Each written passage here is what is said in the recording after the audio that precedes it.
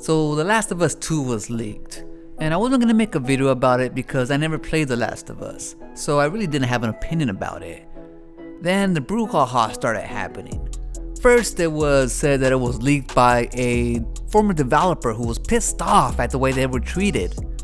Supposedly it was a QA member who leaked the game, a QA member who wasn't satisfied with the working conditions at Naughty Dog Studios.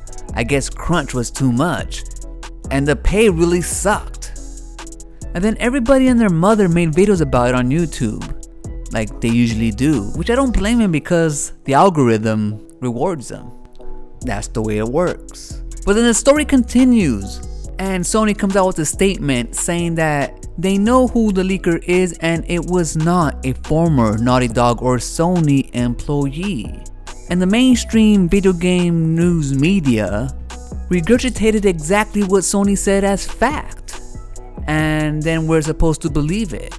A lot of independent YouTuber, creator, news organizations, whatever they want to call themselves, also just regurgitated what came out of Sony. Now there were a few that questioned the man, and that's the way that it should always be, because in reality the way things are, corporations, governments, people in power, when they give out information, they try to spin it the best way they could. So yes, indeed, the person who may have leaked the game may not technically be an employee of Sony or Naughty Dog, but that doesn't mean that they don't work for them.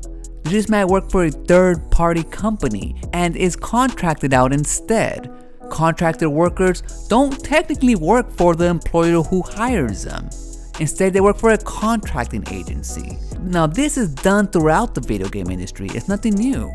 And it goes beyond to other industries like Uber, Grubhub, customer service, technical support, and the list goes on. See, our job as free people, free thinkers, who deliver you ideas and theories, it isn't our job to just simply toe the company line. Instead, give you independent theory and thought based on all the information that we've gathered. But the purpose of this video was not to shit on media organizations or YouTubers who simply regurgitate corporate propaganda. I'm really no one to talk. This pan has taught me, reinforced in me, that nothing really matters. It really doesn't. So you must question every source of information you come across and build more evidence that supports that source without ignoring evidence that doesn't. Because you can't trust anything these days. Not from official sources, not from independent sources, not from you, not from me, not from your mother, not from your dog. Because there's always an agenda. But just because you can't trust Sony and their spin, and Naughty Dog and their BS, that doesn't give this leaker the right to release this game that this development house and these developers, these people, have been working all these years to put out. This doesn't make him a Robin Hood like most YouTubers portray him to be. To me, he comes off as a little bitch who couldn't handle these harsh working conditions, and instead lashed out, not giving a crap about all the people that he's hurting. Again, the developers, and most importantly, the fans, who have been waiting all these years to finally find resolution to the story that they adore. Fans who now have to stay off the internet, who have to stay off your channels because of spoilers. Spoilers everywhere. On titles, on thumbnails, in videos, in comments. It might hurt sales, who knows? And those sales might hurt the bonuses that these people, these developers, were depending on, or were looking forward to, who need it right now during this pan. Because the future is uncertain. But because this person or persons got their feelings hurt, now everybody else has to suffer. Now I get it. Corporations, some companies can be pieces of shit. Not to say that Sony and Naughty Dog are, but they might. So what do? You burn bridges? You screw over the people that you used to work with?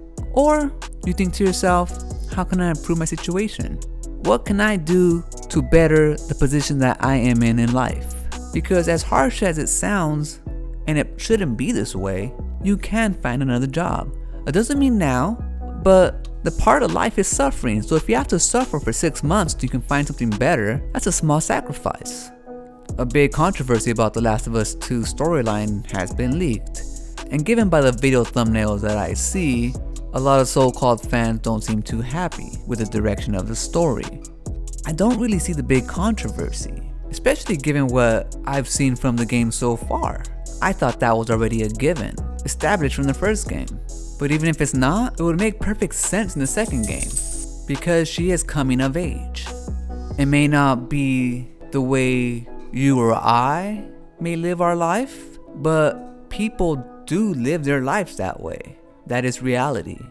If you are truly a fan of the game, a gamer, then you would want to find resolution to the story regardless of where it went. Because after all, that's really the reason why we play these games to begin with.